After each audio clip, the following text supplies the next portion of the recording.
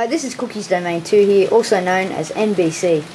I'm here with a very special documentary about a real-life train set.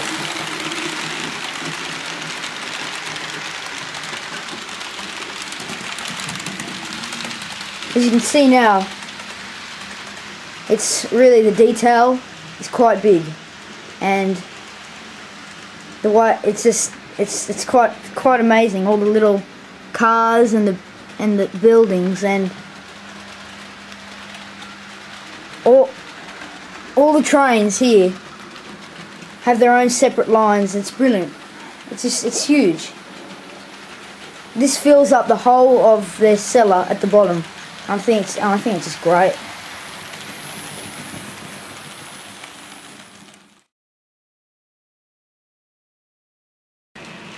I'm here with the train's conductor, Rick. He's just going to explain a bit about the make, how much they cost, and how long it took him to put together the layout. So here he is. Well, Nicholas asked a couple of questions. The first one was, how long has this taken to build? The answer for this particular layout is 20 years, but it's actually the third layout that I've owned. There was a previous smaller layout here, which I started in the early 1980s, that's nearly 30 years ago. And then briefly when we lived in Hong Kong, I built a small layout in the maid's room, and some of the parts from the layout come from that earlier layout and from the Hong Kong layout. But this particular layout I started in 1992. How much does it cost? An obscene amount of money, probably far more than any sensible person would spend. But you know, Nicholas was asking how much things are. The engine that's going by at the moment, that was well over $1,000 just for the engine. Engines range from 300 up. Sort of carriages can be anything from $30 or $40 up. Wagons, $20, $30, $40, anything you like. Buildings, the same. I mean, there's a lot of money in this, but it's spent over a long period of time, and it's spent gradually. And it's a heck of a lot of fun putting it all together. I mean, in my view, it's actually the building of the layout which is the fun part, not the having it and operating it at the end. But it's a terrific hobby for anyone who has a stressful job, because you can come home and just completely chill out doing this. And that was what a treat to me, because I had a very stressful job.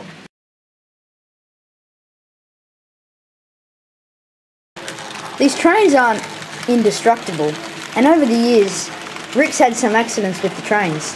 As you can see, he's cleverly disguised the cliff which he had to get out an engine which had been stuck in there, or a carriage, and he's cleverly disguised it with a piece of rock, and it blends in perfectly. Also over here,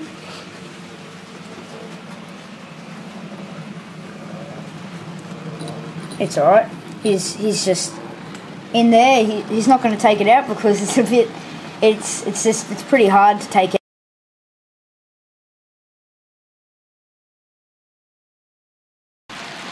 You may be wondering what this little panel is for, with all the little switches and knobs and all that. But if you see here,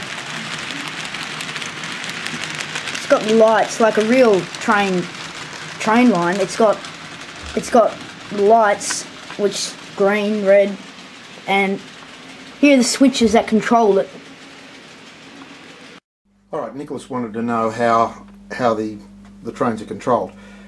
This is a very simple layout, and electrically, and all you do is you have a variable voltage across the two rails, and that controls the speed of the train. It's DC, direct current, so positive on one side, negative on the other side. If you want to make it go backwards, you simply reverse. So to start it, you have two independent controllers, one for the inner track, one for the outer track. So if we want to start, say, the 38 class there on the passenger train, we simply take the brake off and it starts away. If we want to start the goods train on the inner track, we just simply turn up the, whoopsie daisy, we have a breakaway. So we'll just shut things down again. There we go, slowing that one down, and then we shall run the engine back onto the rest of the passenger train, which uncoupled itself when it started. Not something that happens all the time, but something which happens sometimes. There we go. So now we're ready to go again. Yep. We'll start the goods train. And here it's underway. And then we'll start the passenger train. There it goes.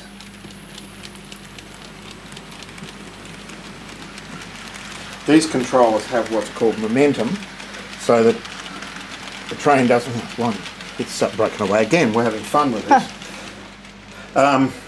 So that it doesn't start abruptly, but it starts quite slowly. And similarly, when you want to brake, it'll brake quite slowly and come and drop speed quite slowly. And what exactly does a breakaway mean?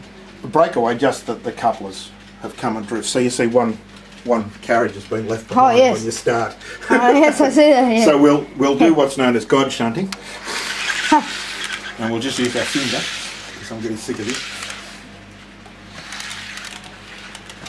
And then we go. So it automatically just clicks. Yeah, they just couple together. Yeah. But sometimes when you stop, the couplers bang together and then uncouple. Ah, okay. That's all that happens with that.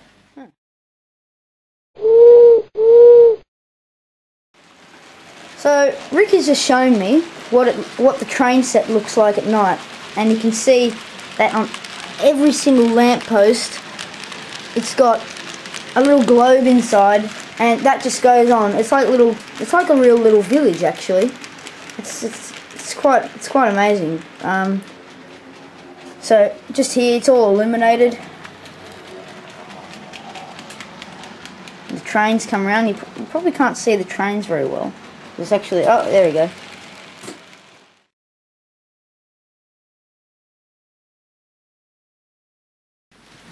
For many of you who have watched the Unstoppable movie and you have seen the train or the locomotive run away on the train line, Rick here is a bit of an expert, and I'm sorry to say a bit more knowledgeable than you on trains or locomotives, and he'll just explain here about what can actually happen if a train runs away, or the things to stop it from actually going out of control.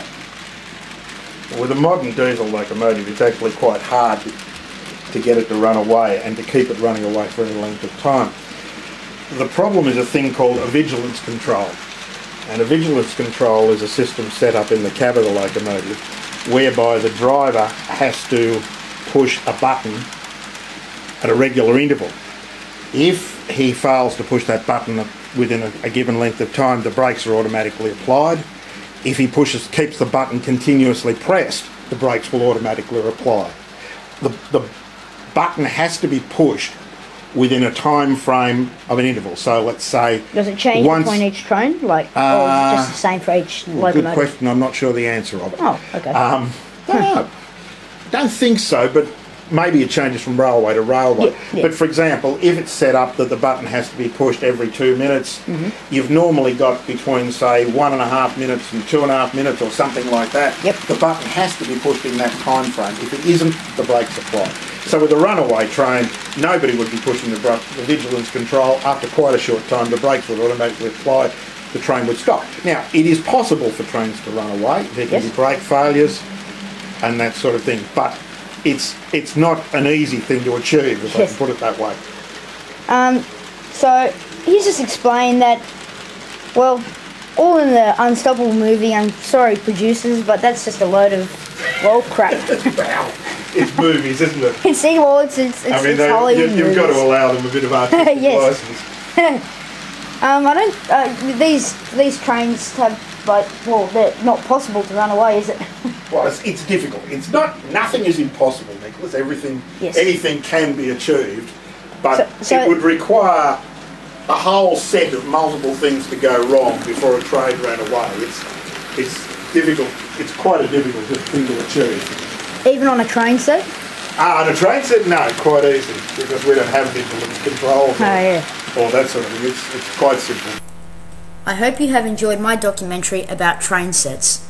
I will now conclude my video with a word of thanks and the credits. First of all, I would like to thank Rick for allowing me to film his trains, and I'd also like to thank my mum for driving me to Rick's train set location. I will now show you the final credits. Once again, I hope you have enjoyed this documentary. Cookies Domain 2 here, signing out.